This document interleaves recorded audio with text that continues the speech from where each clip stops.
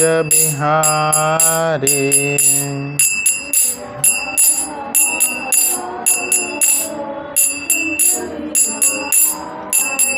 जय राधा माधव कुंज बिहारी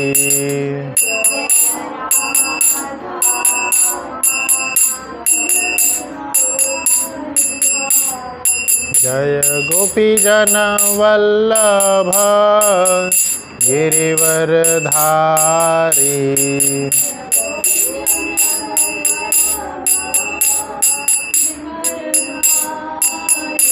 जय गोपीजन वल्लभ गिरिवरधारी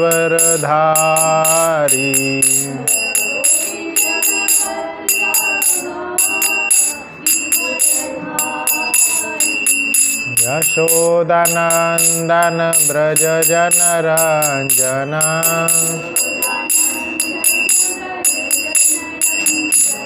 यशोदानंदन ब्रज जनरंजन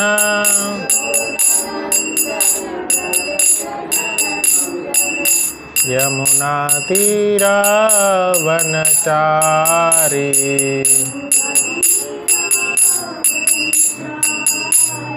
यमुना तीरा वनचारी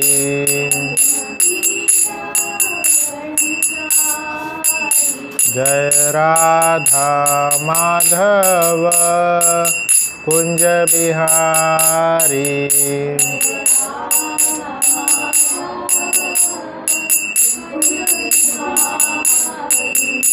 हरे कृष्ण कृष्ण कृष्ण हरे हरे हरे राम राम राम हरे हरे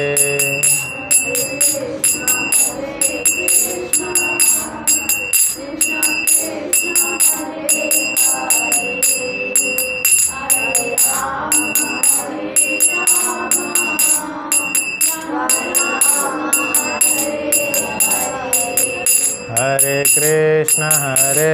कृष्ण कृष्ण कृष्ण हरे हरे हरे राम राम राम हरे हरे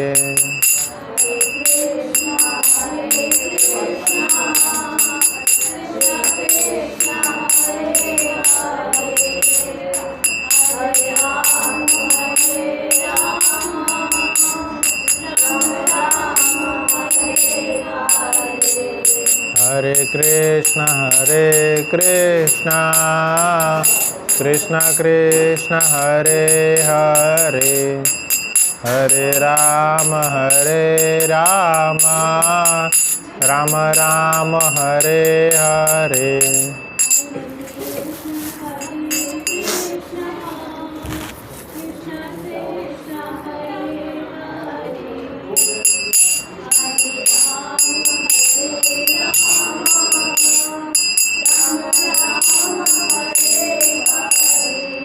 हरे कृष्ण कृष्ण कृष्ण हरे हरे हरे राम राम राम हरे हरे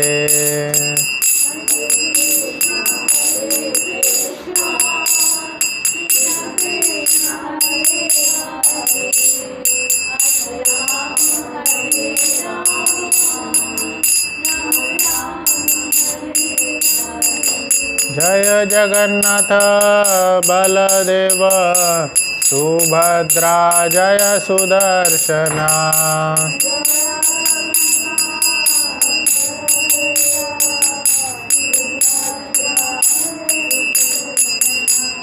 निताय गौर हरि बोल हरि बोल हरि बोल हरि बोल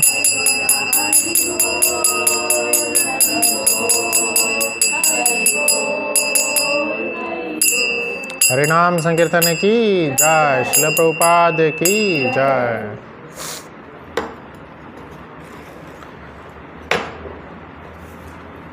आप सब लोग दोहराइए। ओम नमो भगवते वासुदेवाय।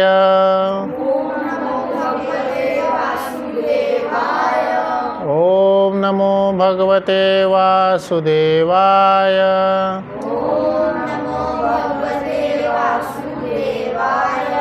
ओम नमो भगवते वासुदेवाय।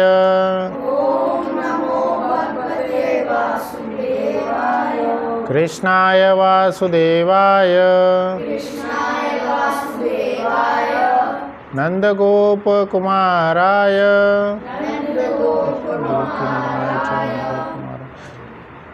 देवकी नंदनाय च नंदगोपकुमाराय गोविंदाय नमो नमः। हरे कृष्णा। तो आज हर एक शनिवार को जैसे यह क्लास होता है तो आज हम 9वें अध्याय पे करेंगे। पिछले शनिवार को 8वां अध्याय हमने ख़त्म किए थे, तो 8वां अध्याय रिवीजन करेंगे। ठीक है, रिवीजन करते हैं, उसके बाद 9वां अध्याय चालू करेंगे। तो मुख्यतः 8वें अध्याय में हमने पढ़े थे। 8वें अध्याय में टोटल कितने श्लोक हैं? 28 श्लोक है। ठीक है, पूरे भगवद्गीता में कितने श्लोक हैं? 700। पूरे भगवद्गीता में 18 अध्याय, 18 चैप्टर्स और 700 श्लोक। और 8वें अध्याय में 28 श्लोक है, 28। ठीक है, और अभी हम लोग 9th चैप्टर पढ़ेंगे। तो 8वें अध्याय में जो बताया गया है कि हमें एक्चुअली पूरा जीवन भर, जैसे आप सब लोग पढ़ाई करते हैं, तो हम पढ़ाई क्यों करते हैं? आगे अच्छा मार्क्स मिलेगा, आगे अच्छा हम जीवन जिएंगे, नेक्स्ट हायर क्लास में अच्छा हमारा रहेगा परफॉर्मेंस, है। आगे का देखते हुए हमेशा करते हैं।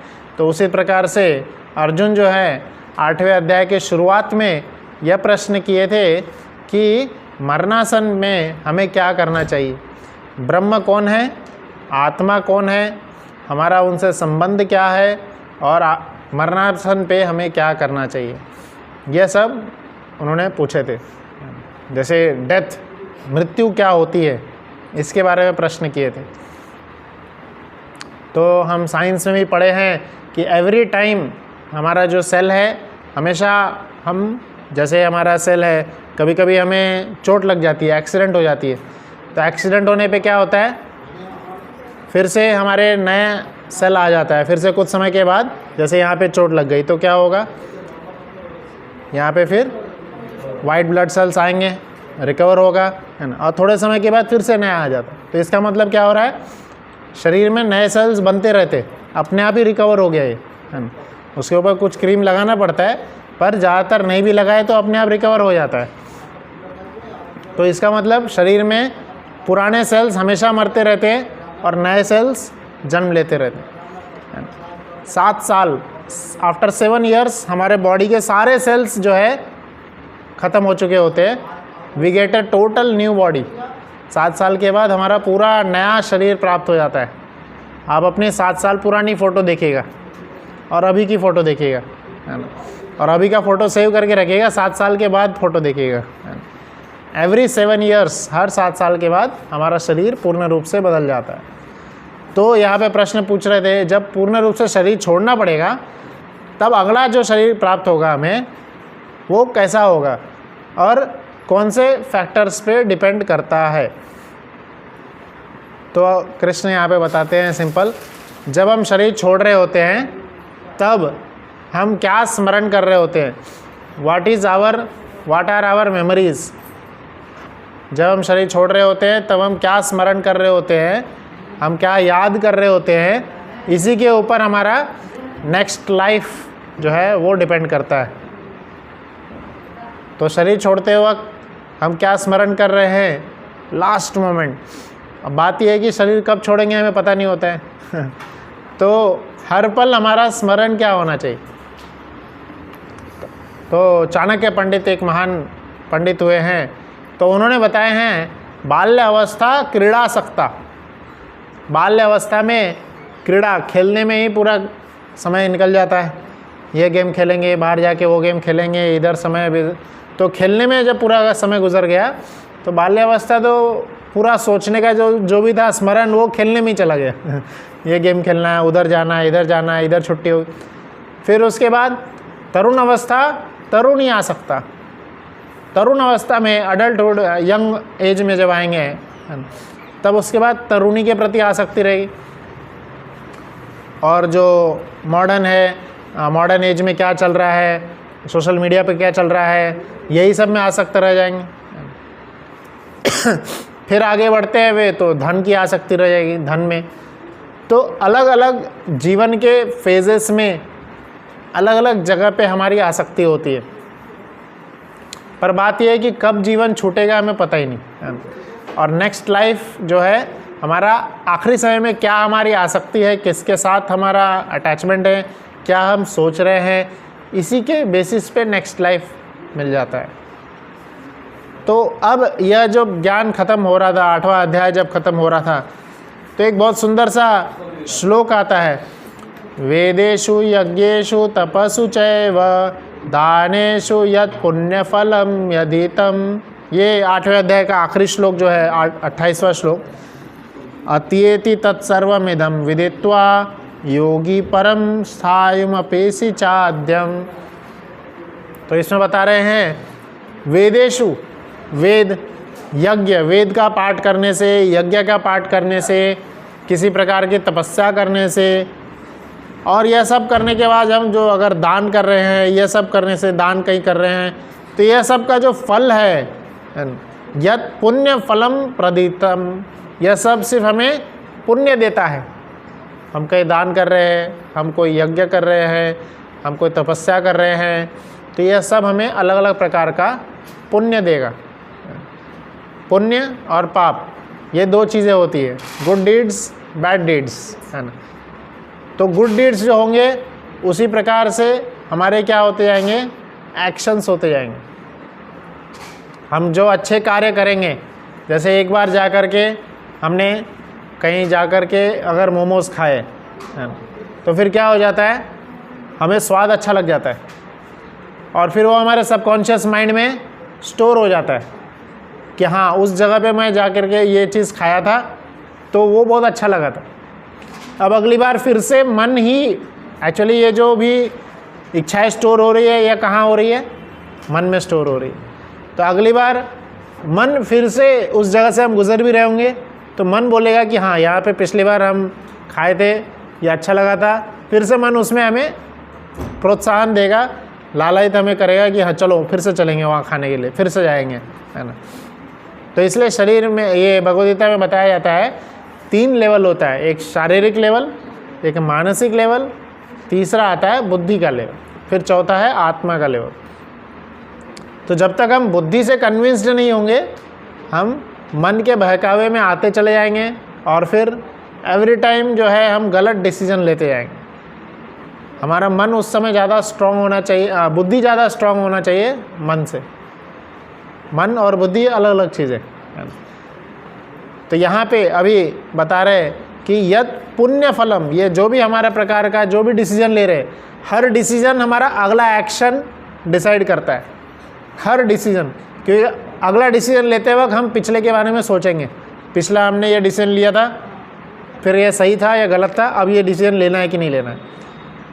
तो वो क्या, जो भी हम कार्य कर रहे हैं वो सब हमारे, जो भी डिसीजन ले रहे हैं, जो हम कार्य कर रहे हैं, हमारे एक्शंस में, हमारी आदतों में स्टोर होते चले जाते हैं। और कृष्ण यहाँ पे यही बता रहे हैं कि हमें अपने जो एक्शंस है, आदतें हैं, यही आगे चल के सुधारनी है। क्योंकि आदतों से ही फिर क्या हो जाता है, हमारी मेमोरीज बन जाती है, मेमोरीज बन जाती है। हमारे इनकंसेबल जो माइंड है, अनकॉन्शियस माइंड जो है, वहाँ पे स्टोर होती चली जाती है। फिर हमारे माइंड में वो सारी एनर्जीज एकत्रित होती है।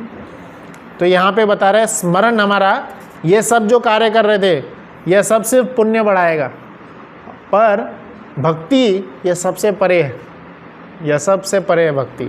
भगवान का नाम जप करना, स्मरण करना, इस पे भगवान अभी 9वें अध्याय में चालू करेंगे। तो 9वें अध्याय में टोटल 34 श्लोक है, 34 श्लोक।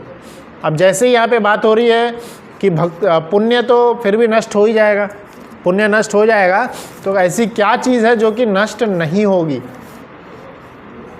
हम जीवन में जो भी सुख भोगते हैं ये हमारे पुण्य की वजह से है, और जो भी हम कष्ट भोगते हैं वो हमारे पाप की वजह से।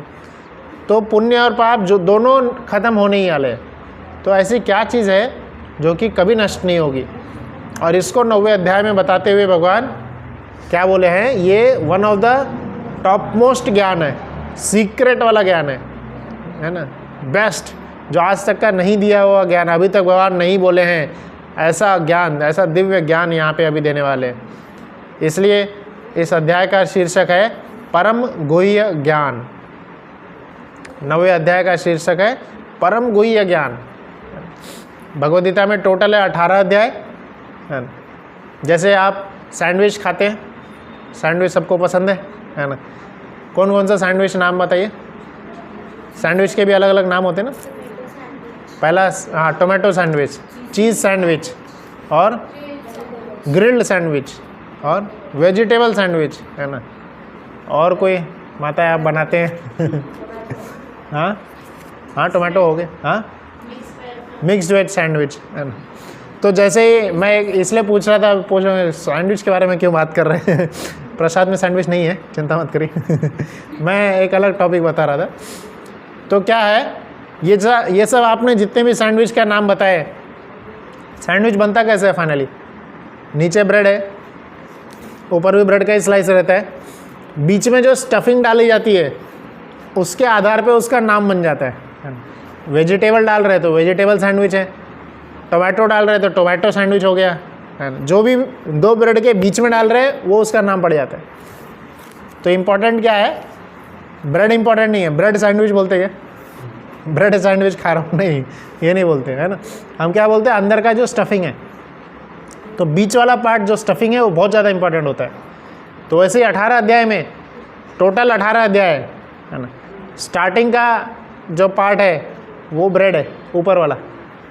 आखिरी का जो पार्ट रहेगा वो भी ब्रेड ही है, नीचे वाला पार्ट है ना। बीच का जो स्टफिंग है उसके नाम पे जाना जाता है सब सैंडविच ना। तो अभी हम एकदम सेंटर वाला अध्याय पढ़ने वाले हैं, एकदम बीच का अध्याय 9वां अध्याय हम पढ़ने वाले हैं। तो इसलिए यह जो 9वां अध्याय है इसमें जो ज्ञान दिया गया है इसी के नाम से भगवद गीता जाना जाता है, इसीलिए कृष्ण को वर्शिप करना चाहिए है ना। तो इसमें यही सब प्रश्नों का उत्तर दिया जाएगा। भगवान हमसे कैसा संबंध रखते हैं? जैसे हम एक दूसरे से दोस्ती करते हैं तो भगवान हमसे क्या रिलेशन रखते हैं, भगवान से हमारा क्या संबंध है, और हम भगवान को कैसे खुश कर सकते हैं, क्या देने से, क्या करने से भगवान खुश हो जाएंगे। ये तो वन ऑफ द सीक्रेट ज्ञान है ना। जैसे आप सब, जैसे अगर हम बच्चे हैं तो पेरेंट्स से कुछ मांगना है ना, तो पेरेंट्स कुछ जो बोलते हैं हम वो कर देते हैं, तब खुश हो जाते हो है ना, तब वो हमें वो चीज़ दे देते हैं। या जो ऑफिस में जाते हैं तो ऑफिस में जो बॉस बोलता है या वहाँ पे जो हेड है हमारे वो बोलते हैं, तब वो करेंगे तो वो खुश होंगे, तभी हमें कुछ मिलेगा है ना। तो उसी प्रकार से कृष्ण हमसे कैसे खुश होंगे, और कृष्ण की, भगवान की हमसे उम्मीद क्या है, एक्सपेक्टेशन क्या है, और कृष्ण की असली पोजीशन क्या है, ये सारे प्रश्नों का उत्तर जो है इस अध्याय में दिया जाएगा। तो इसलिए भगवद गीता किस लिए जाना जाता है? 9वें अध्याय के लिए। 9वां अध्याय में जो ज्ञान है, इस अध्याय को ही परम गुह्य ज्ञान बताया गया है। तो टोटल 34 श्लोक है इसमें। स्टार्टिंग का जो 3 श्लोक है, स्टार्टिंग का 3 श्लोक इसी के बारे में बताया है। जैसे मैंने सैंडविच का उदाहरण दिया है ना, तो अब कोई भी सैंडविच आप लेने वाले हैं, हम पहले ही पूछते हैं अब इसमें कौन सा क्या चीज़ डाला हुआ है। तो वही पहले इस 9वें अध्याय के पहले के 3 श्लोक में बताया है कि इस ज्ञान का इम्पोर्टेंस क्या है, क्यों भगवद गीता पढ़ना चाहिए है ना। भगवद गीता का ग्लोरीज बताया है पहले 3 श्लोकों में। फिर उसके बाद 4थे श्लोक से 10वें श्लोक तक भगवान से हमारा क्या संबंध है इसके बारे में बताएं। भगवान से हमारा क्या संबंध है, what is the relationship between us and God. भगवान कहाँ रहते हैं, उनसे हम क्या संबंध है, कैसे हम उनको बुला सकते हैं, कैसे हम उनसे बातचीत कर सकते हैं। तो ये सब जो है 4 श्लोक से 10वें श्लोक के बीच में बताएं। फिर 11वें श्लोक से 25 श्लोक तक, 11वें श्लोक से 25 श्लोक तक जैसे हम कोई भी चीज़ करने आते हैं तो पहले ही उसके डोंट्स हमें पता करने होते हैं, इसको किस किस तरीके से नहीं करना है। जैसे कोई गाड़ी चलाने जाता है, आप सब लोग बच्चे तो साइकिल चला रहे होंगे या आगे चल के गाड़ी चलाएंगे, तो गाड़ी चलाते वक्त क्या क्या नहीं करना है पहले इसकी जानकारी होनी चाहिए तो हम उसका ध्यान रखेंगे, स्पेशल ध्यान रखेंगे, है ना। जैसे कोई भी अगर गाड़ी चलाना चालू की है, सबसे पहले बोलते हैं कि आप हेलमेट पहन के ड्राइव करें, हेलमेट पहने, है ना, या जो भी बेसिक जानकारी रहती है वो पहले दी जाती है ना, क्या क्या नहीं करना है। तो 11वें श्लोक से लेके 25वें श्लोक तक कौन कौन लोग भगवान की पूजा नहीं करते हैं और भगवान की वर्शिप करते हैं, क्या क्या हमें स्पेशल ध्यान रखना चाहिए, डोंट, सारे चीज़ें ये 11वें से 25 श्लोक में बताएं। और उसके बाद 26वें श्लोक से 34 श्लोक तक, लास्ट श्लोक तक क्या बताए हैं कि भगवान कितना आसानी से मिल जाते हैं, हम क्या सिंपल स्टेप्स करने पड़ेंगे जिससे हम भगवान को प्राप्त कर सकते हैं। बहुत ही आसान से छोटे छोटे स्टेप्स हैं, उससे भगवान हमें खुश हो जाएंगे और हमारी जो भी इच्छाएं रहेंगी भगवान उसको क्या करेंगे, सेटिस्फाई करेंगे, पूर्ण करेंगे, है ना, उसको सक्षम करेंगे। तो बहुत सुंदर से तरीके से बताए हैं 26वें अध्याय से 26वें श्लोक से 34वें श्लोक तक, 34 श्लोक। तो इसलिए इस ज्ञान को हम क्या बोलते हैं, गुह्यतम ज्ञान, या दूसरा नॉलेज क्या है, दूसरा तरीके से बोलेंगे king of all knowledge, king of all knowledge. इसलिए इस अध्याय को जो एक्रोनिम अगर बनाएंगे तो पहला क्या है, के फॉर नॉलेज। नॉलेज में इस 9वें अध्याय के बारे में बताया गया है, तो पहले के 3 श्लोक उसमें आते हैं। दूसरा है आई फॉर इनकंसीवेबल रिलेशनशिप, भगवान से हमारा संबंध क्या है वो बताया गया है, तो वह है 4 श्लोक से 10वें श्लोक तक। और फिर नॉन वर्शिपर्स, जो भगवान की वर्शिप नहीं करते हैं, उनके बारे में 11वें से 25वें श्लोक तक बताया एन। और उसके बाद जी क्या है, ग्लोरीज ऑफ भक्ति, भक्ति करने के क्या सरल तरीके हैं यह बताए हैं कहाँ पे, इसमें 26वें श्लोक से 34वें श्लोक में। हाँ आपने, तो हम एक एक श्लोक पढ़ना चालू करेंगे, ठीक है। तो पहला श्लोक आप लोग बोलेंगे, श्री भगवान उवाच इदं तु ते गुह्यतमं प्रवक्ष्यामि अनुसूयवे ज्ञानं विज्ञानसहितं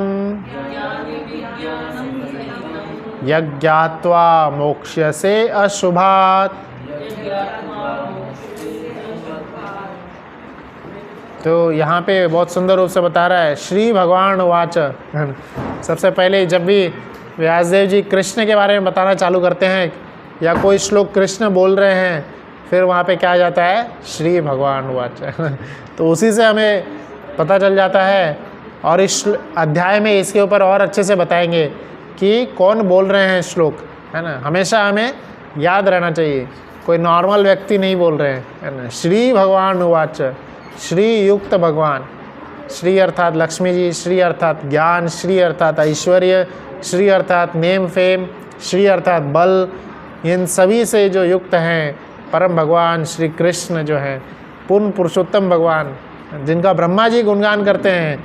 ईश्वरः परमः कृष्णः सच्चिदानंद विग्रह अनादिर आदिर गोविंद सर्वकारण कारणम, जो अनादि है, जो आदि हैं, जो परम भगवान है, अनादिर आदिर गोविंद सर्व कारण कारणम, जो सभी कारणों के कारण है, ऐसे परम भगवान हमें ये बता रहे हैं तो कितना ही ध्यान से हमें सुनना चाहिए, है ना। तो फिजिकली आप लोग तो प्रेजेंट है ही, तो ये वर्ड इसलिए डाला गया कि मेंटली भी प्रेजेंट होइए, मेंटली भी प्रेजेंट होकर के हमें यह ध्यान से सुनना है। अब ये तो बता दिए व्यास जी, मेंटली भी प्रेजेंट होना है। अब कृष्ण फिर से और डबल फोकस दे रहे हैं, इदम तू ते गुह्यतमम। अब जो बताने जा रहा हूँ ये गुह्यतमम है ना। आप सुपरलेटिव डिग्री पढ़े हैं ना, जैसे एक होता है गुड, दूसरा होता है बेटर, फिर होता है बेस्ट, है ना। Good, better, best.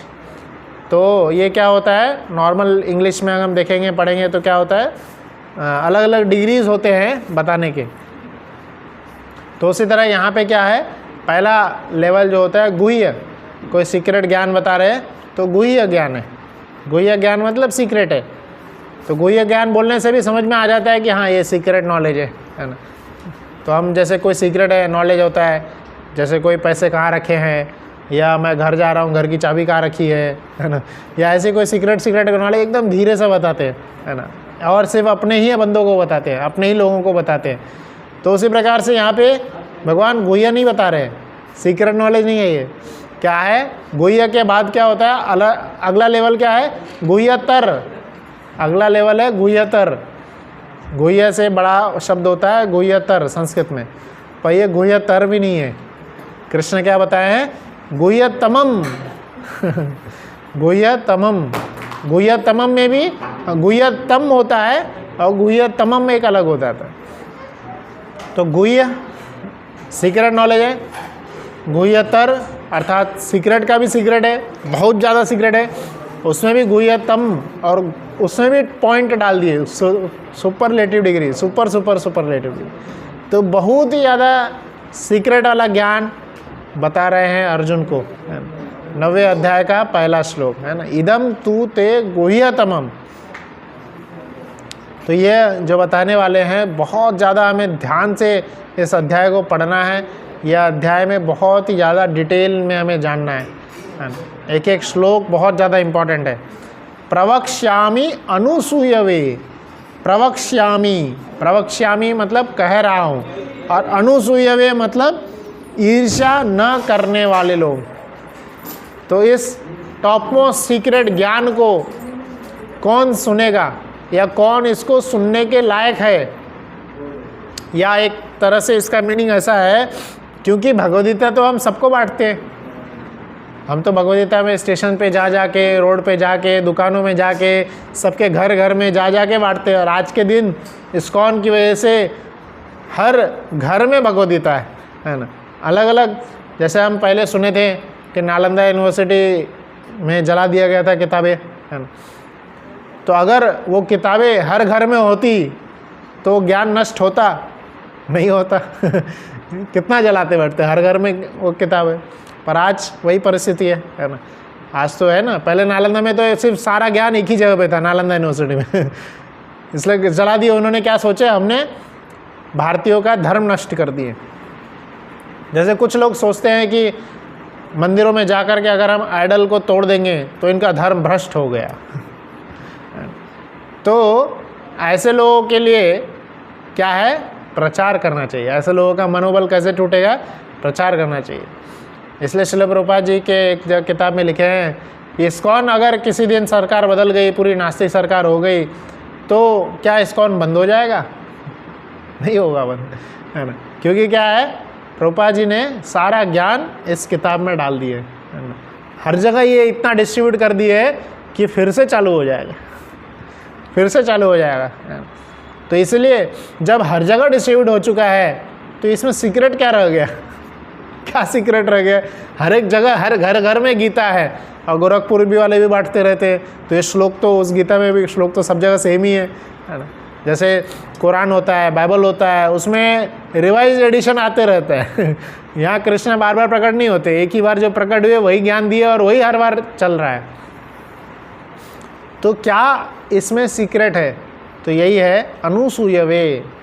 जो ईर्ष्या नहीं करते हैं भगवान से, वह इस ज्ञान को समझ पाएंगे। वह समझ पाएंगे भगवान ऐसा क्यों बोल रहे हैं।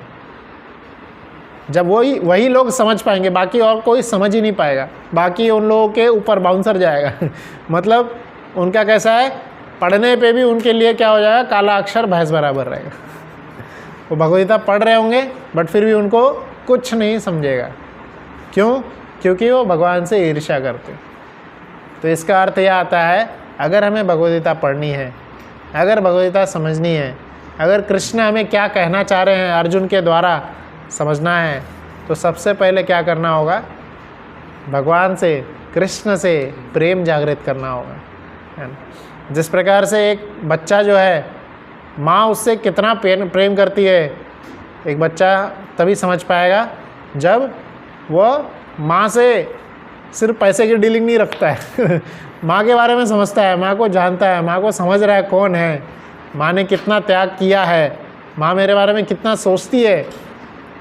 यह सब जब समझ जाएगा तो बच्चा जान पाएगा कि माँ कितना प्रेम करती है।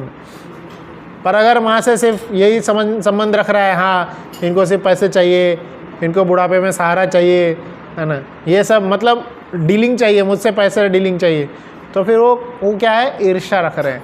वो कभी नहीं, वो प्यार को कभी नहीं समझ पाएंगे। तो यही यहाँ पे बता रहे, जब हम भगवान से कि इस ज्ञान को समझना चाहते हैं, हमें भगवान से क्या करना होगा? भगवान हमसे कितना प्रेम करते हैं, हम भगवान से कैसे प्रेम कर सकते हैं, वह इस अध्याय में बताया गया है।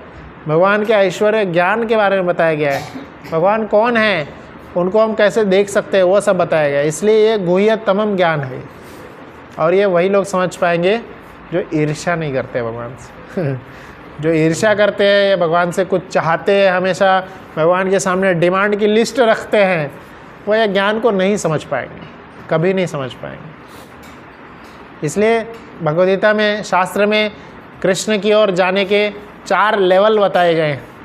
4 लेवल बताए गए हैं। पहला कौन सा है कि इच्छा का लेवल, डिज़ायर, जिसमें व्यक्ति भगवान के पास क्यों जाता है?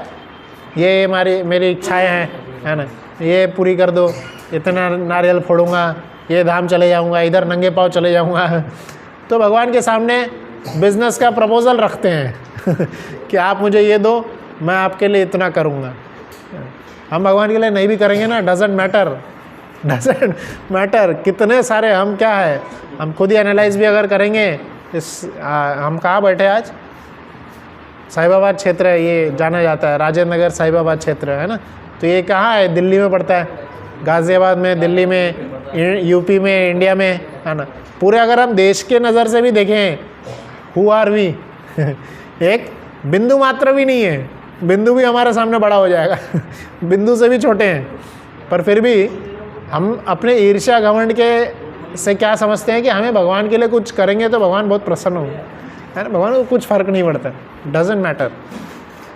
एक एंगल से देखेंगे तो भगवान को कुछ फ़र्क नहीं पड़ता, बट एक एंगल से देखेंगे तो भगवान हर एक के बारे में सोचते हैं, बहुत फ़र्क पड़ता है। पर वो कौन समझ पाएगा? जो ईर्ष्या नहीं करते, है ना।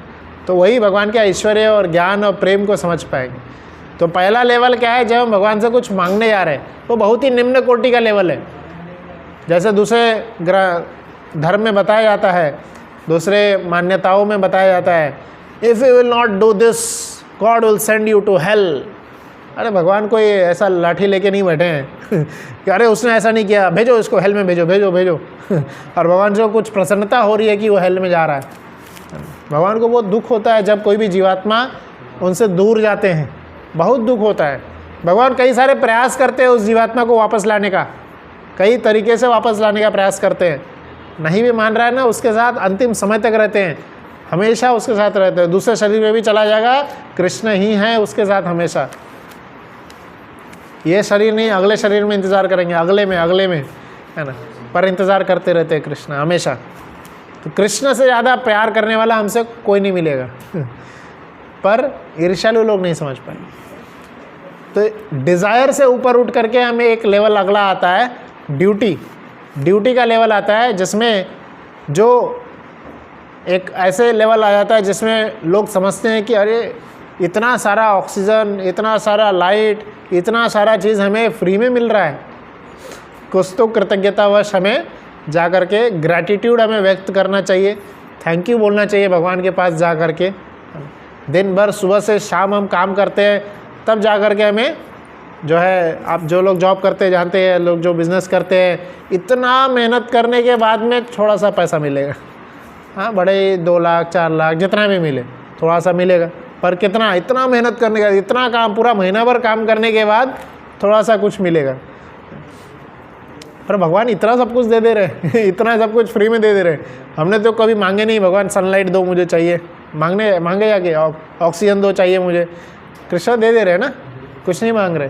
तो ग्रैटिट्यूड का एक लेवल आता है, ड्यूटी का लेवल, उससे ऊपर उठना है, उससे भी ऊपर उठ करके एक और क्या लेवल आ जाता है, डिज़ायर, ड्यूटी, और ड्यूटी से ऊपर उठ करके जिसमें हाँ अंतिम का आखिरी लेवल है, उसमें क्या आता है, प्रेम का।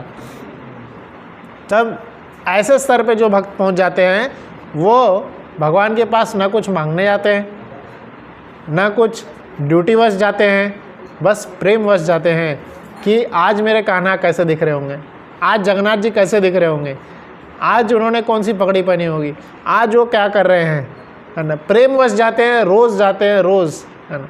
बिना उनको खिलाए हुए कुछ ग्रहण नहीं करेंगे, बिना उनका नाम जप किए हुए रह नहीं पाएंगे। तो ये एक हाईएस्ट स्तर आएगा।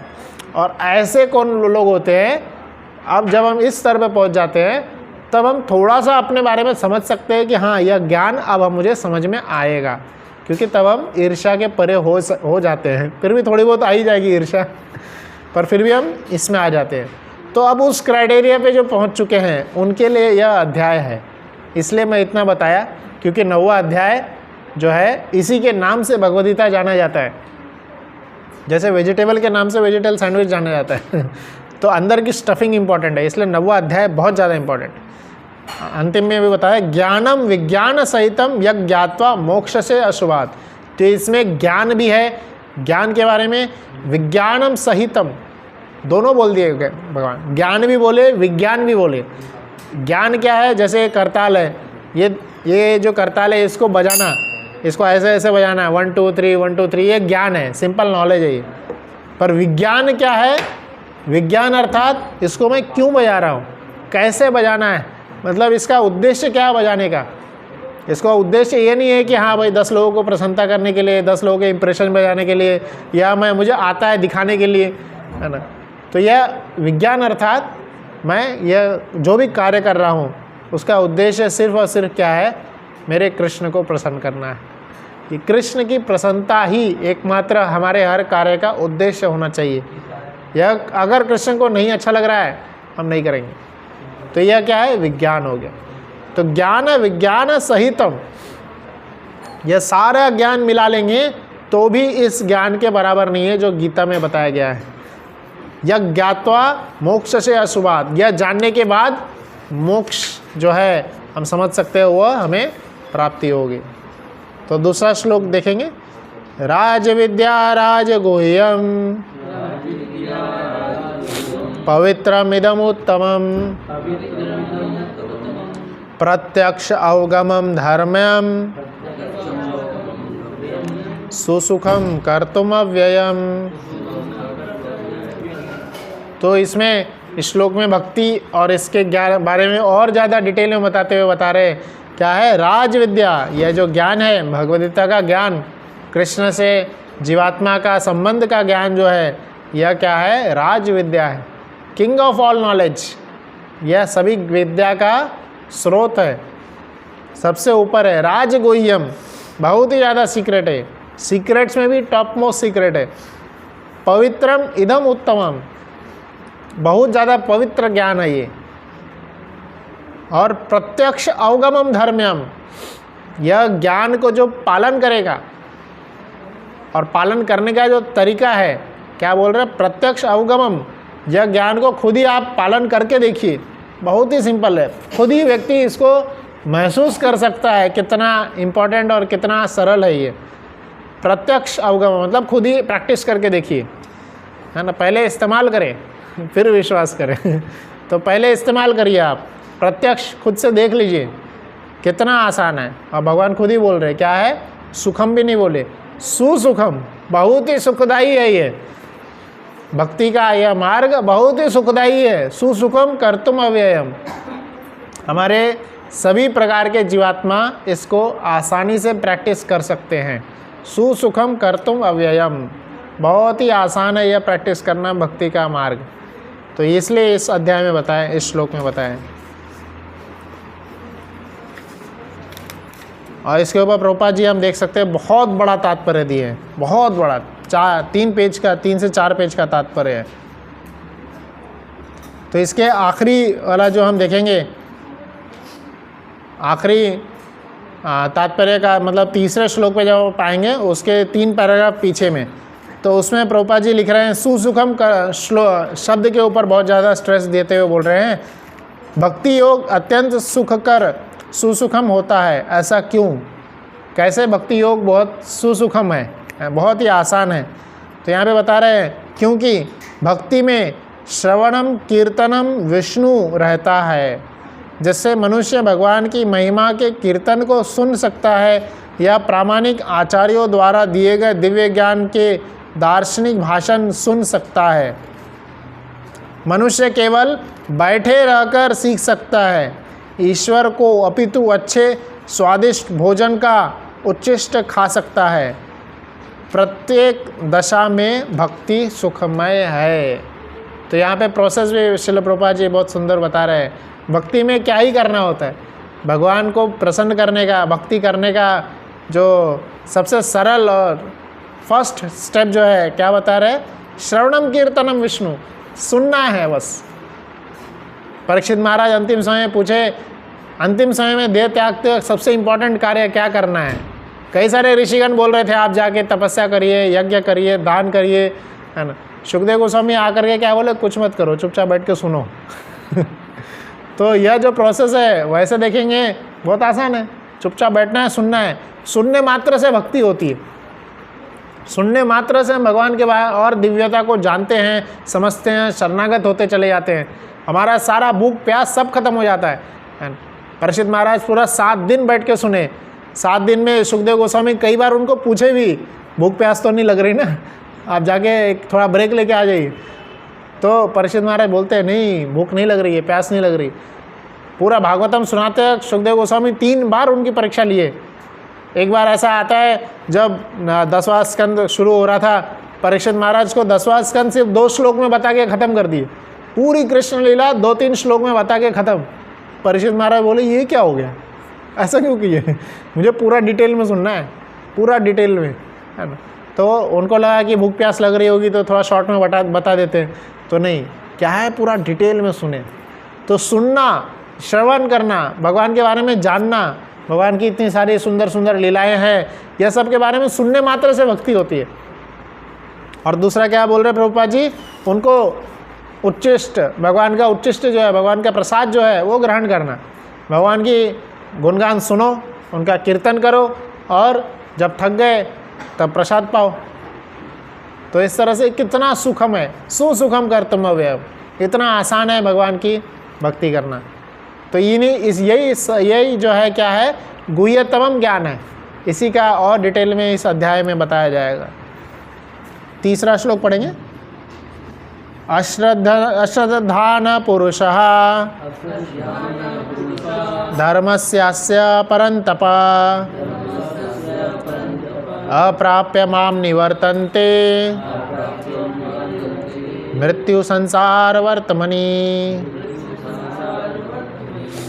तो यहाँ पे वार्निंग दे रहे अभी एंटर करने से पहले, श्लोक यह अध्याय शुरू होने से पहले भगवान यह 3रे श्लोक में वार्निंग दे रहे हैं, है ना। हे परंतप, परंतप अर्थात जो सभी दिशाओं में विजय हासिल किया है, ऐसे जो है कौन, अर्जुन, उनको वार्निंग दे रहे हैं।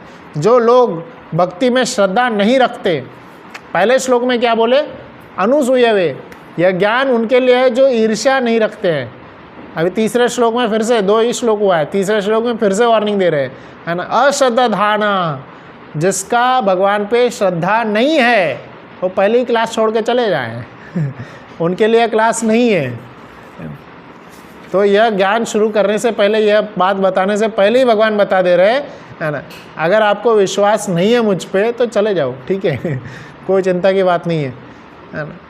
तो क्या होगा ऐसे लोगों का चले गए तो, अगर सपोज़ कई लोग बोले कि हाँ मुझे श्रद्धा नहीं, उठ के चले गए, सही में उठ के चले गए है ना, तो क्या होगा, कुछ नहीं, मृत्यु संसार वर्तमनी, मृत्यु के संसार में बार बार आना जाना चलते रहेगा उनका। भगवान का क्या जाएगा, कुछ नहीं, भगवान को सिर्फ दुख होगा।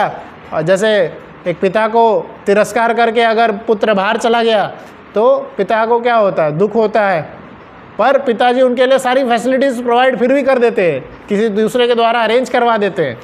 तो वैसे ही बेसिक फैसिलिटीज़ तो सभी के लिए, चाहे वो नास्तिक हो या आस्तिक हो, हवा पानी सारी बेसिक फैसिलिटीज़ सभी के लिए है।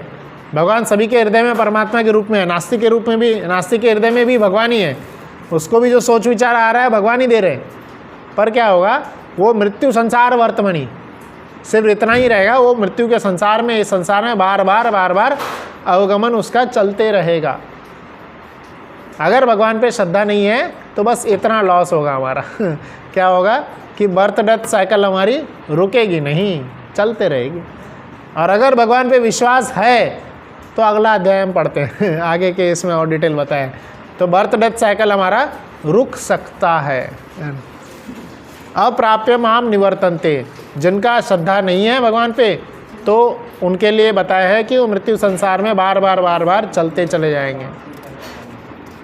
तो यह इस ज्ञान का एक तरह से इंट्रोडक्शन जो बताया गया है, तो इसलिए 9वां अध्याय बहुत ज़्यादा इम्पॉर्टेंट है, बहुत गहरे तरीके से हमें समझना है। और अभी चौथा श्लोक हम कवर करेंगे, उसके बाद हम एंड करेंगे। चौथे श्लोक से भगवान का ऐश्वर्य, भगवान का हमसे क्या संबंध है, ये चौथे श्लोक से बताएंगे। बहुत इंपॉर्टेंट है चौथा श्लोक। मया ततम इदम सर्वम जगत अव्यक्त मूर्तिना मत्स्थानि सर्वभूतानि न चाहम तेष्वस्थितः। अभी 7वें अध्याय में कृष्ण अपने बारे में गुणगान कर रहे थे, थोड़ा सा बता रहे थे, पर क्या होता है 8वें अध्याय के पहले श्लोक में अर्जुन धड़ाधड़ 5 क्वेश्चन पूछ देते हैं। तो बीच में भगवान फिर क्या करते हैं, अपना गुणगान थोड़ा रोक देते हैं, अपने बारे में थोड़ा जो बता रहे थे रोक देते हैं, वो सारे प्रश्नों का उत्तर देते हैं। 8वां अध्याय के पहले श्लोक में अर्जुन प्रश्न पूछे, तो पूरा 8वां अध्याय उसी में चला गया। अभी यहाँ से फिर से भगवान जब प्रश्न हो गया तो फिर से अपना गुणगान चालू करेंगे। तो ये चौथे श्लोक से कृष्ण का गुणगान है, कहाँ तक, 10वें श्लोक तक है। तो इसी गुणगान के ज़रिए भगवान हर एक जीवात्मा का भगवान से क्या संबंध है यह भी बताएंगे। तो उसी गुणगान के श्रृंखला में पहला श्लोक है, ये बहुत इंपॉर्टेंट है, ये याद करिएगा। यह क्या बता रहे, पूरे विश्व कैसे कृष्ण से कनेक्टेड है यह बताया गया। और धीरे धीरे पर्सनल लेवल पे आएंगे, पहले यह बता रहे पूरा विश्व कैसे कनेक्टेड है, वो बता रहे मया ततम इदम सर्वम, क्या बोल रहे हैं, मेरे में पूरा जगत व्याप्त है। तो क्या संबंध है कृष्ण का पूरे जगत से, कृष्ण के अंदर ही है सब कुछ कृष्ण के अंदर ही पूरा जगत व्याप्त है। मया ततम इदम सर्वम जगत अव्यक्त मूर्तिना, अव्यक्त मूर्तिना, पूरे जगत में वो अव्यक्त रूप से, इम्पर्सनल रूप से हर जगह प्रेजेंट है, वो हर जगह प्रेजेंट है, हर कण कण में कृष्ण है और पूरा जगत के सारी चीज़ें जो है कृष्ण के अंदर समाई है। मत स्थानी सर्वभूतानि न चाहम तेषु अवस्थितः, मत स्थानी सर्वभूतानि, मेरे में, मुझ में, अर्थात कृष्ण में जो है, सर्वभूतानि, सभी जीवात्माएं कृष्ण में है। ते न चाहम तेषु अवस्थितः, तो यह क्या बता रहे, इस तरह से सभी जीवात्माएं कृष्ण में स्थित है और कृष्ण सभी के हृदय में स्थित है, हर कण कण में कृष्ण स्थित है।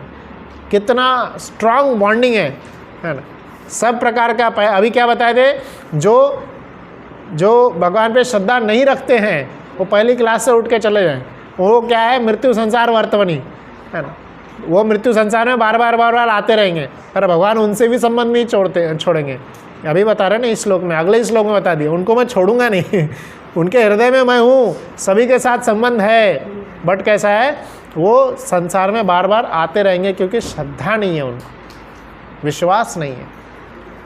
तो इसलिए हाँ वही है ना, इसमें जैसे आप, यह संपूर्ण जगत मेरे अव्यक्त रूप में व्याप्त है, समस्त जीव मुझ में हैं किंतु मैं उनमें नहीं हूँ।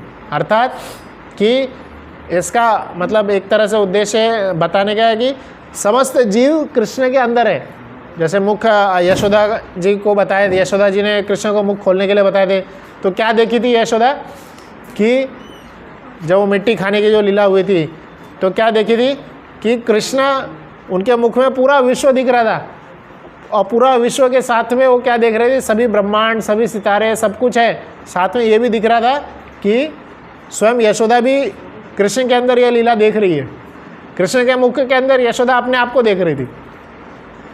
तो कृष्ण के शरीर में सब कुछ है, पर हर एक जीवात्मा में वह नहीं है। तो एक एंगल से कैसे नहीं है वो? हाँ, अचिंत्य भेदाभेद तत्व है कि हैं भी नहीं भी।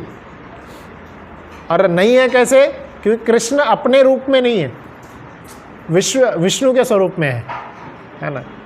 हम देख सकते हैं भगवान ने अपना भागवतम हम पढ़ेंगे तो उसमें और डिटेल बताते हैं कि क्षीरोदक्षाई विष्णु के स्वरूप में, चतुर्भुज विष्णु के रूप में हमारे हृदय में। तो कृष्ण क्या क्या द्विभुज रूप है, पर कृष्ण हमारे हृदय में जो परमात्मा के रूप में स्थित है, परमात्मा का स्वरूप कैसा है? चतुर्भुज विष्णु स्वरूप है ना। तो कृष्ण नहीं है एक दूसरा स्वरूप है। तो वही बताना चाह रहे हैं, कृष्ण के अंदर सब है, बट कृष्ण बाकी सब के अंदर किस अलग अलग रूप में है, और मुख्यतः कैसा है? सभी कण कण में व्याप्त हैं, सभी का एग्जिस्टेंस कृष्ण की वजह से ही है। भले ही साइंटिस्ट लोग ग्रेविटेशनल फोर्स नियम बताए, अलग अलग नियम बताए, बट जय श्री श्री जगन्नाथ बलदेव सुभद्रा महारानी की जय। तो एग्जिस्टेंस का एकमात्र मूल कारण है कृष्ण की उपस्थिति। तो यहाँ पे यह अध्याय, यह श्लोक बताते हुए हम एंड करेंगे। तो कंक्लूजन के रूप में आज हमने क्या क्या पढ़े, यह ज्ञान का इम्पोर्टेंस क्या है, क्यों यह ज्ञान पढ़ना ज़रूरी है, और यह ज्ञान कितना ज़्यादा इम्पोर्टेंट है। सीक्रेट ऑफ ऑल सीक्रेट है, गुह्यतमम ज्ञान है ये। और इसके बाद में यह जाने कि यह ज्ञान कौन ग्रहण कर सकता है, कौन ग्रहण कर सकता है? ईर्ष्या नहीं होनी चाहिए, भगवान से ईर्ष्या कभी नहीं करनी है। कई बार लोग करते हैं कि अरे भगवान को इतना सुंदर सुंदर चीज़ क्यों दे रहे, भगवान के लिए जैसे यहाँ चार्ट लगा है, भगवान के लिए इतना सब लगना चाहिए, इतना सब लगेगा अभिषेक में, ऐसा क्यों लग रहा है, इतना सब क्यों चाहिए होता है ये सब ईर्ष्या के लक्षण है। तो इन सब से आप हमें दूर रहना चाहिए, है ना। और दूसरा बात भगवान अगले श्लोक में बताए, और ज़्यादा क्लैरिफाई करते हुए बताए, श्रद्धा रखनी है, अश्रद्धान नहीं बनना है, श्रद्धा बढ़ानी है। तो श्रद्धा जिसके पास रहेगी वही गीता के ज्ञान को ग्रहण कर पाएंगे, या उसका थोड़ा मात्र हम समझ पाएंगे। तो प्रयास करना है। भगवान के ऊपर श्रद्धा कैसे आएगी? भगवान की कृपा से ही आएगी। भगवान से ही प्रार्थना करनी है कि हे कृष्ण, आपके अंदर मेरी श्रद्धा बढ़े, और मैं आपको, आपके पास मेरे जो ईर्ष्या अगर है तो वो कम हो जाए। तो वो प्रार्थना भी हम भगवद गीता में इसी अध्याय में आगे चल के बताएंगे। पर हम सब तो श्रील प्रभुपाद जी जानते हैं तरीका क्या बताए हैं, नाम जप के ज़रिए। तो एक माला जप करेंगे हम, और उसके बाद अंत करेंगे। किसी का